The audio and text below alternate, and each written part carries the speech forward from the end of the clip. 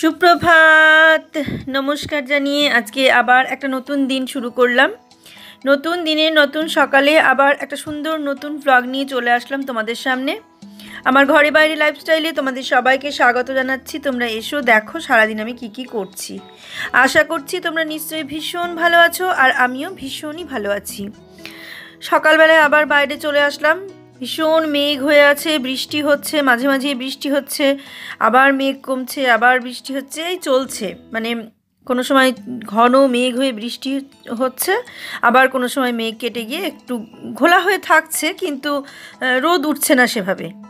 তো এই চলতে থাকছে। দেখো রাস্তাও ভেজা ভেজা হয়ে আছে। তা এই বাইরেটা একটু দেখলাম, তারপর আমার ফুলের গাছগুলো একটু দেখে নিলাম। গাছগুলোতে মানে কোনোটাই কুড়ি এসেছে, কোনোটায় একটা দুটো ফুল ফুটেছে। দেখতে থাকো কেমন লাগে। আর ফুলগুলো দেখো, অনেক দিন তোমাদের গাছগুলো সেভাবে দেখানো হয়নি। ফুলগুলো খুব কম কম ফুটছে, আর এই কটা গাছ নিয়ে যত্ন করতেই আমি পাগল হয়ে যাচ্ছি। বারান্দায় এত হারে জল পড়ছে যে গাছের গোড়া, টবের নিচটা যেহেতু জায়গা নেই জলটা বেরিয়ে যাওয়ার, তাই জলটা জমে যাচ্ছে বলে আরও বেশি বোধহয় ক্ষতি হয়ে যাচ্ছে, শিকড় পচে যাচ্ছে। কিন্তু গাছগুলো তরতাজা হয়ে আছে, ফুল সেভাবে এখনও ফুটছে না, এই আর কি। তাই দেখো ফুলগুলো গাছগুলো দেখিয়ে নিয়ে আমি ঘরে চলে যাই। চলো আমাদের কি রান্না হচ্ছে, কি হয়েছে সেগুলো তোমাদের সঙ্গে দেখাই। অ্যালামন্ডা ফুলগুলোও ফুটছে, ভালো লাগছে দেখতে। সকালে এসে গাছগুলো একবারে চকচক করছে, ভীষণই ভালো লাগছে। চলো এবার ঘরে যাই, ঘরে গিয়ে দেখাই কি হচ্ছে আমাদের ঘরে রান্না বান্না।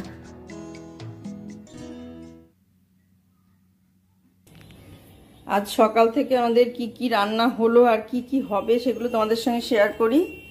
এখানে পনিরটা গরম জলে ভিজিয়ে রেখেছি, যেটা আমি মানে করি আর কি, একটু জলে ভিজিয়ে রেখেছি। আর এখানে টমেটো পেস্ট করা আছে, আর এখানে আছে আদা বাটা।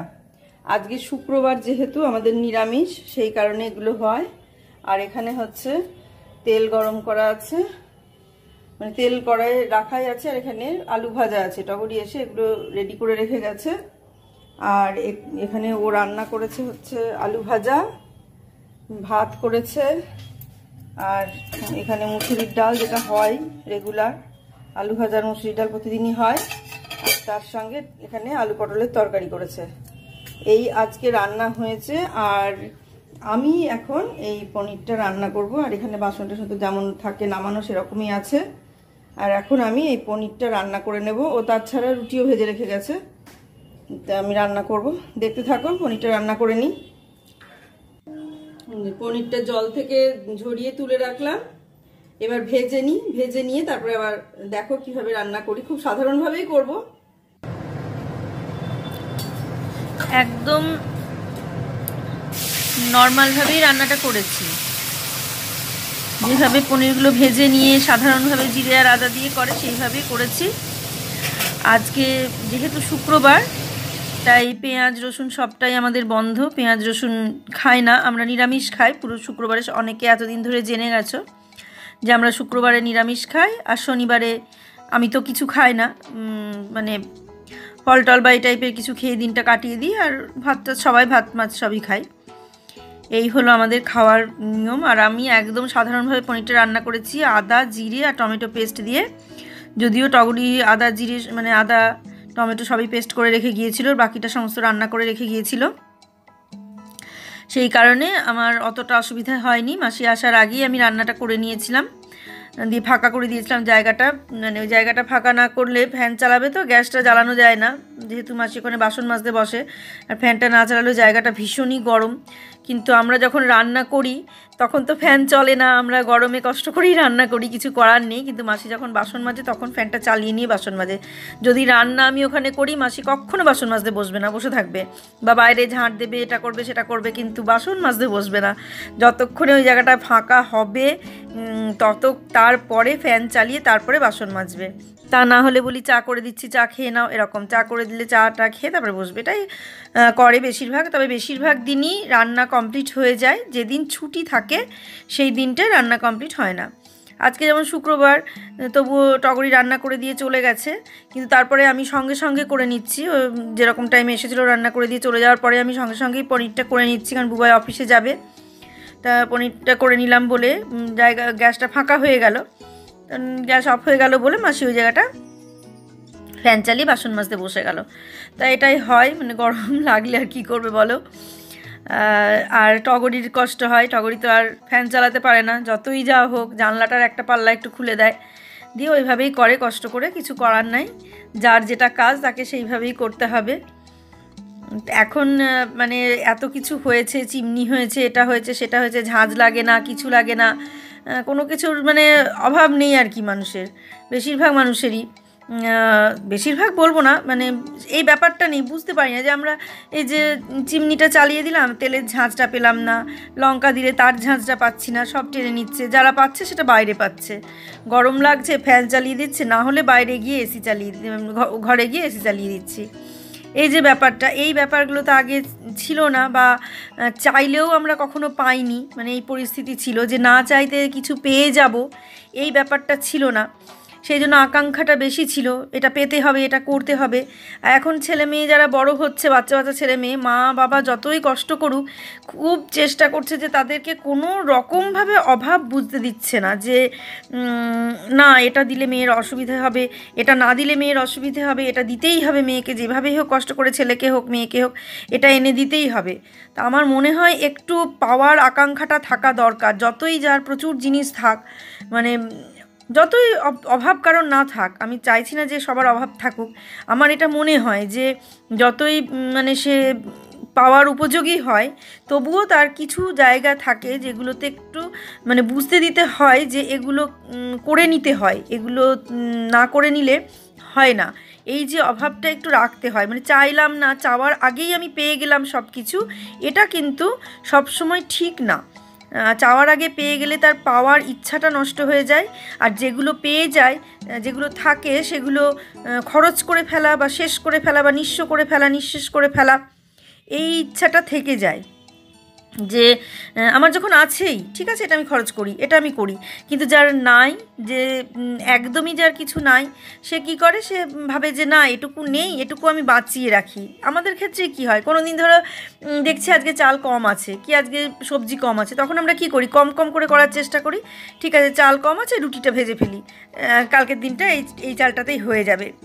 এই যে ব্যাপারটা এরকম প্রত্যেকেরই তাই, এই যে একটা, এটা ধরো অভাব না, এটা হচ্ছে সঞ্চয়ী যেটাকে বলে, যে আমার থাকলেও আমি সঞ্চয় করাটা শিখি।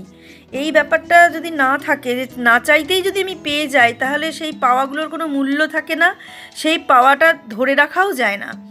আর যে পাওয়াটা, যে জিনিসটা আমি খুব কষ্ট করে পাবো, যেটা আমাকে পেতে হবে, আমি জানি যে এটা আমাকে পেতে হবে, এটা আমি পাচ্ছি না, আমাকে খুব কষ্ট করে এটা অর্জন করতে হবে, তখন আমরা কিন্তু চেষ্টা করি সেটাকে, যখন খুব কষ্ট করে তার একটা পাওয়ার চেষ্টা থাকে যে না এটা আমাকে করতেই হবে, তবেই আমি এই জিনিসটা পাবো। আর এই জিনিসটা যদি আমি পাই, তখন সেই জিনিসটাকে ধরে রাখার একটা মানুষের চেষ্টা থাকে, ইচ্ছা থাকে যে না এটা আমি এত কষ্ট করে পেয়েছি, এটাকে আমি ছাড়বো না, এটা আমাকে ধরে রাখতেই হবে।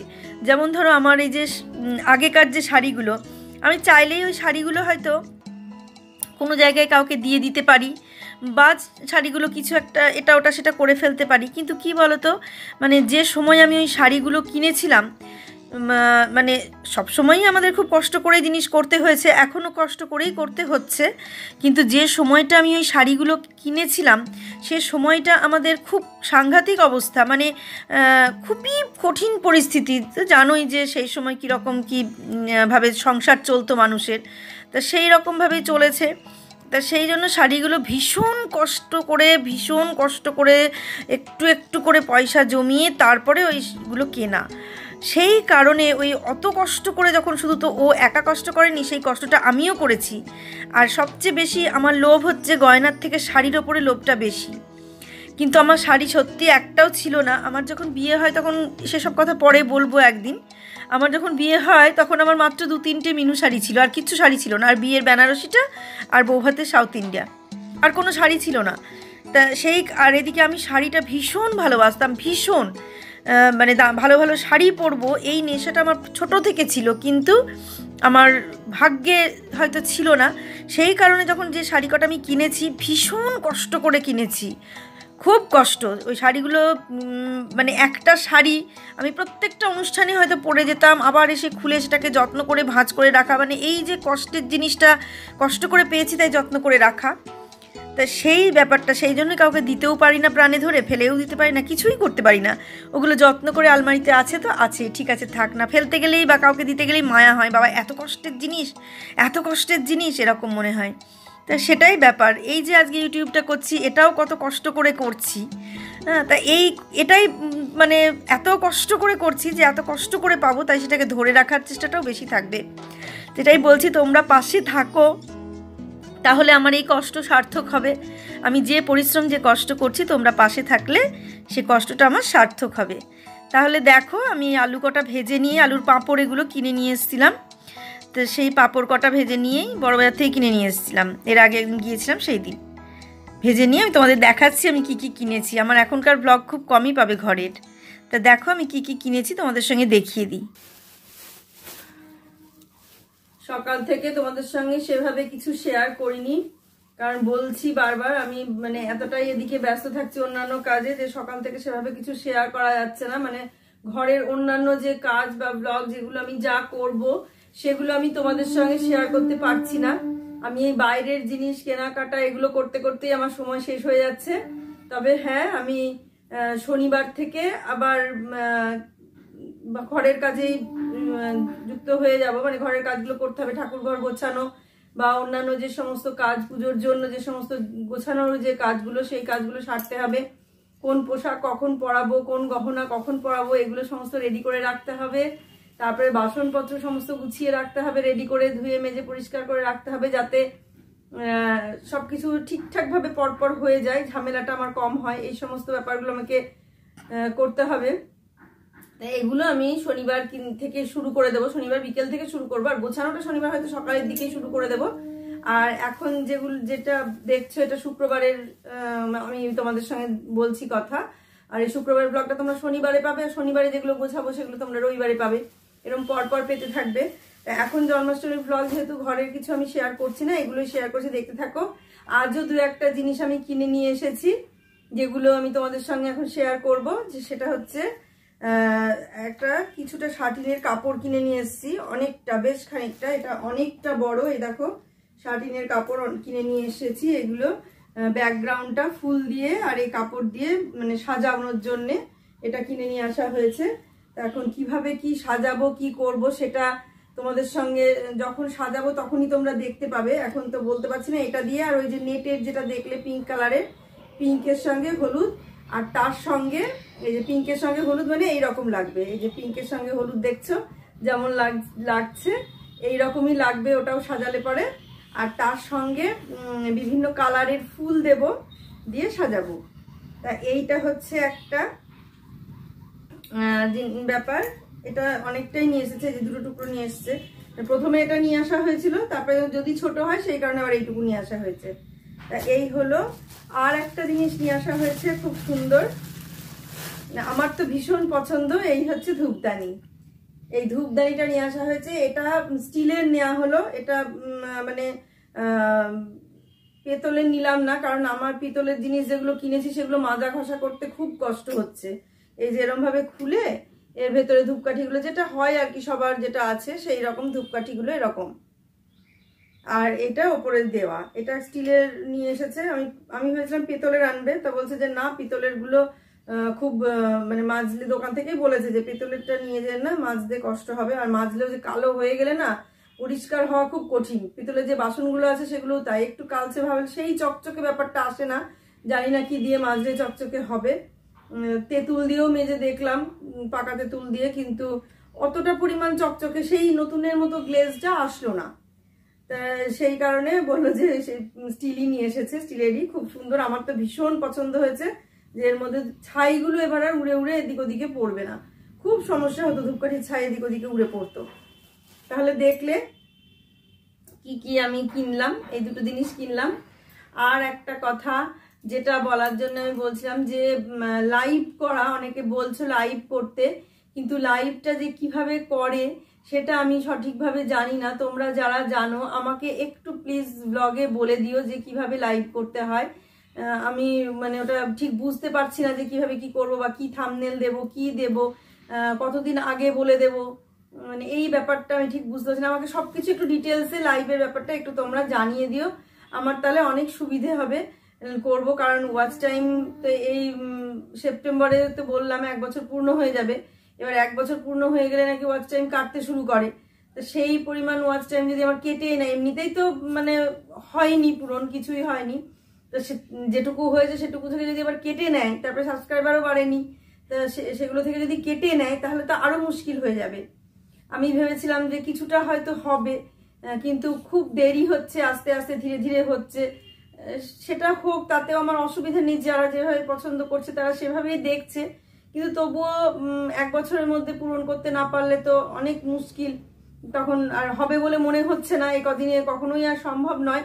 কিন্তু যেটা আমার মানে যেটা সম্ভব, তোমরা আমাকে একটুখানি লাইভটা কি করে করতে হয় বলে দিও, আর লাইভ করলে কি কি তার ফেসিলিটি পাওয়া যায় সেগুলোও আমাকে একটু জানিয়ে দিও, মানে কতক্ষণ করা যায় বা কি বৃত্তান্ত, কত সাবস্ক্রাইবার হলে করা যায়, সমস্ত কিছু আমাকে একটুখানি ডিটেলসে জানিয়ে দিও, আমার সুবিধা হবে।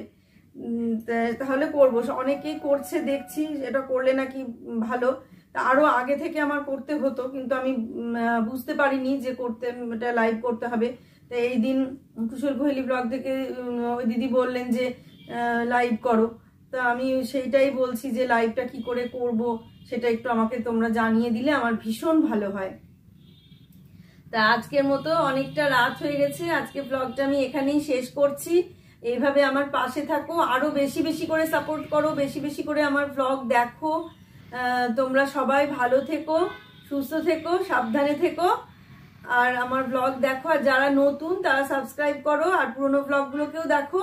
আর যারা পুরোনো তারা তো জানোই, তারা তো দেখছোই, তাদেরকেও অসংখ্য ধন্যবাদ, নতুনদেরকেও অসংখ্য ধন্যবাদ। নতুন যারা হয়েছে তারা সাবস্ক্রাইব করে দিও, শুধু দেখে চলে যেও না, একটা লাইক, একটা সাবস্ক্রাইব, একটা কমেন্ট এগুলো করো, আর আমাকে জানিয়ে দিও তোমরা কে কোথা থেকে দেখছো ব্লগগুলো। আর একটা কথা, আমাকে একজন কমেন্ট করেছো যে আমার বাড়ি দমদমে কোথায়। দমদম 1 নম্বর এয়ারপোর্ট গেটের কাছে আমার বাড়ি। আর বুবাই কি করে, বুবাই সিভিল ইঞ্জিনিয়ারই চাকরি করে, সেটা জানিয়ে দিলাম। যেগুলো বলার সেগুলো বলে দিলাম। মেঘা কোনো জব করে না, মেঘা হাউসওয়াইফ, পড়াশোনা করছে, জবের জন্য পড়াশোনা করছে, কিন্তু এখন আপাতত করে না, কিছু করে। এগুলো জানতে চেয়েছো তোমাদের, আমি ব্লগেই বলে জানিয়ে দিলাম, কমেন্টে আর লিখলাম না। আর তাহলে আজকের মতো ব্লগটা আমি এখানেই শেষ করছি, শুভরাত্রি বলে ব্লগ শেষ করছি। তোমরা সবাই ভালো থেকো, সুস্থ থেকো, সাবধানে থেকো, সামনের দিন একটা সুন্দর নতুন ব্লগ দেখার অপেক্ষায় থাকো। আজকে আসছি তাহলে।